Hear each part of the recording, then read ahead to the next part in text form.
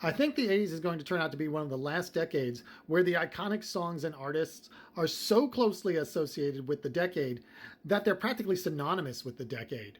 When you think about the big songs that everybody goes to when you mention the 80s, Take On Me, Don't You Forget About Me, Don't You Want Me, Hungry Like the Wolf, Whip It, Safety Dance. These are songs that literally scream 80s in your face, and you can't even imagine a lot of them coming out at any other time but the 80s.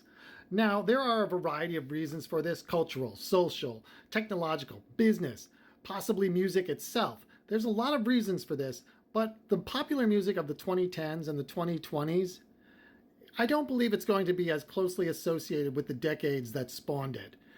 I'm not saying that you won't be able to tell when a song comes from the 2010s. I'm not saying you won't be able to tell when a song comes from the 2020s.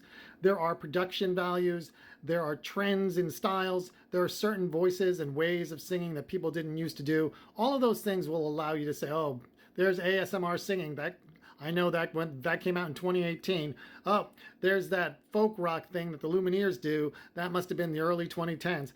You will definitely still have that, but I think people will not in their mind associate the songs that closely with the decade itself for a variety of reasons. So when you think of Rolling in the Deep by Adele, no one's going to be like, oh man, the 2010s, Rolling in the Deep.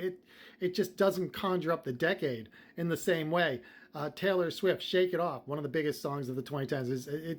It came out in the 2010s, but I don't think anyone's going to explicitly associate it with the decade. So of course, yes, and there are hip hop beats and there are different sounds that you'll say, yeah, that's definitely from that decade. But I don't think they're going to be synonymous with the decade. They're just going to help you identify when the song came from. I could be wrong on this, but I think the 80s were one of the last decades that really aligned in that way.